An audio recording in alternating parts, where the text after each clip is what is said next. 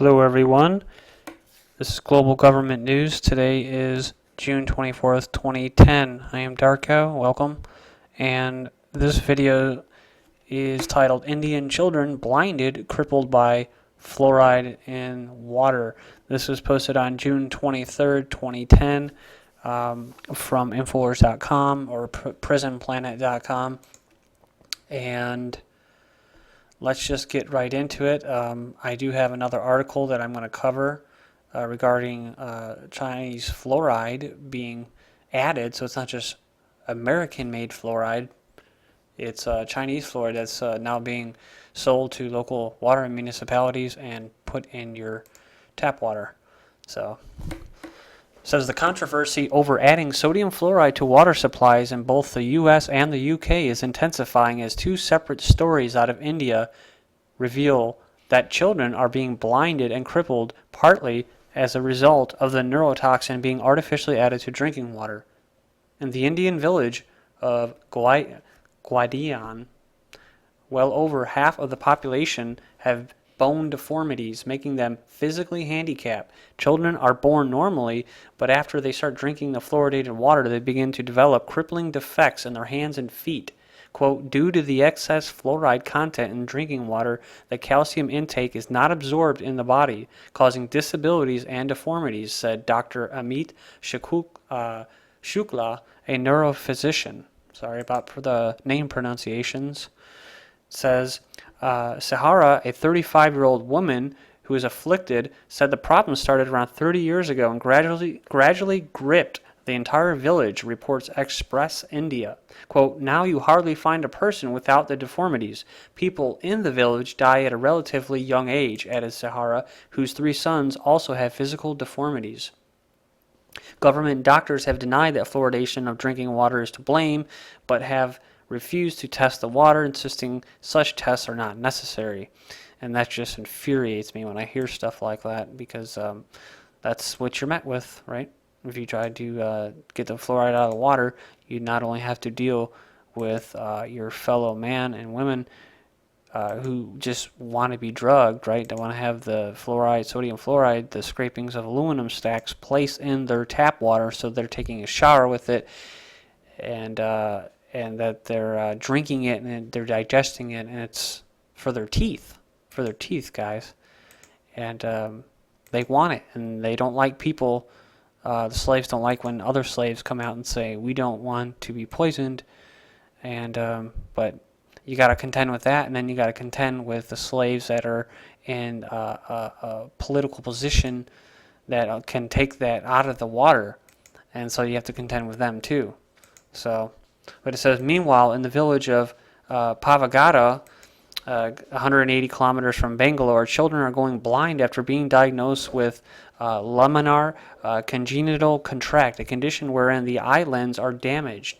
Quote, alarmed by the pattern in eye diseases among children, Tuluk, and the increasing cases of blindness, Natrala, in collaboration with Hrudalaya and Sri Shraddha Devi Eye Hospital. God, this is a lot from here. Research Center in Pavagada has begun one of the largest studies on eye disorders involving 29,000 children, reports the Times of India. And it says, and the piece was called Blinded by Tradition and Fluoride in the Water. The doctors attribute the child blindness to two factors. And it says, I'm not going to pronounce that either. It says something about marriages and the fluoride content of the drinking water. Christopher Bryson's widely acclaimed book, The Fluoride Deception, includes dozens of peer-reviewed studies showing that sodium fluoride is a deadly neurotoxin that attacks the central nervous system and leads to a multitude of serious health problems. This fact has been covered up by a collusion of government and an industry who have reaped financial windfalls while illegally mass medicating the public against their will. And the first thing I can think of is, as far as industries reaping financial windfalls, I mean, pharmaceutical companies probably make a killing off of the amount of disorders and diseases such as cancer that are caused by this drugging of the water supply.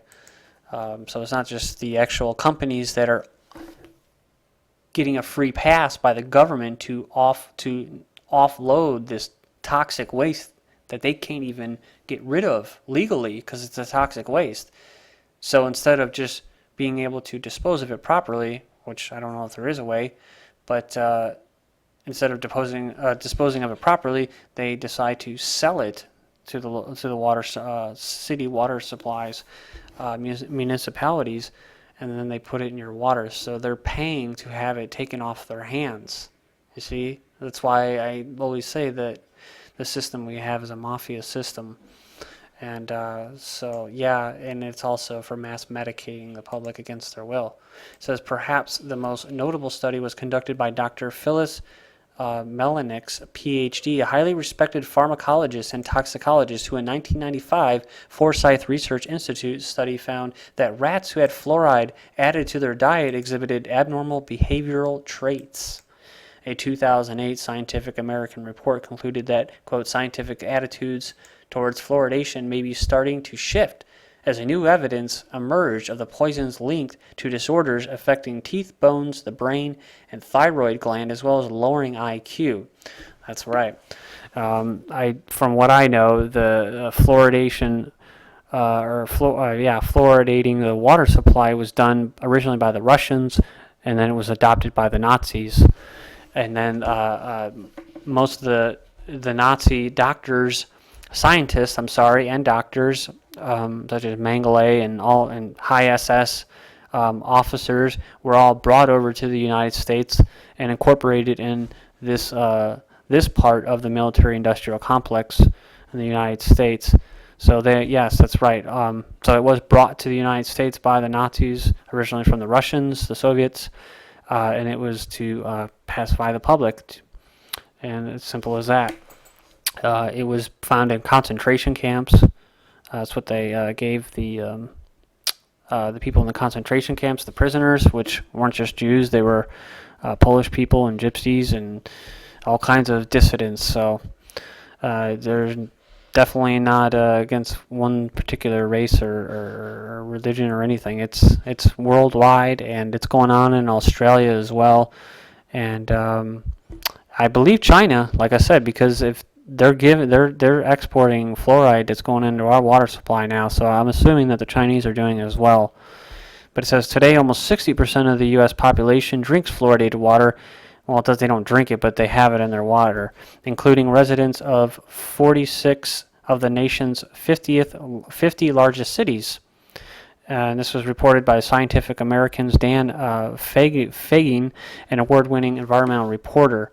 Says the Scientific American study concluded that fluoride can subtly alter endocrine function, especially in the thyroid, the gland that produces hormones regulating growth and metabolism. And my buddy, who's the same age as me in the Marine Corps, came down with Graves' disease, which is a thyroid problem.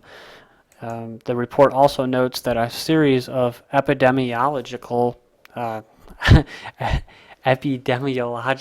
studies in China have associated high fluoride exposures with lower IQ, and that's what they want, right? It says these studies and tests on lab animals suggest that high fluoride exposure increases the risk of bone fracture, especially in vulnerable populations such as elderly and diabetics. And it says here, Iowa children who live in communities where the water was fluoridated were 50% more likely to have mild fluorosis. And that's what I was going to throw in there also. There's fluorosis as well. And fluoride is, to people that are against fluoride, they say that's really, really bad, especially for children. And now I'm finding out that they're putting it in their milk. But please check out this link for this article. It's kind of cut off here, but it's from the Fluoride Action Network, good website, fluoridealert.org, and it says Chinese fluoride is a homeland security matter. Recently, it has come to my attention in an engineering report for the city of Boulder, Colorado. They did an evaluation of fluoridation chemicals and sources and found that much of the fluoride chemicals used for the water fluoridation are now coming out of China with arsenic and lead levels of 50 to 40 milligrams respectively per bag and non-existent regulatory monitoring of the salt compounds. This type of trade from the country with a track record of lead paint and toys to antifreeze and cough syrup medicine is completely unacceptable. So I just wanted to document that and show you that I'm not just blowing smoke out of my ass there, guys. So thank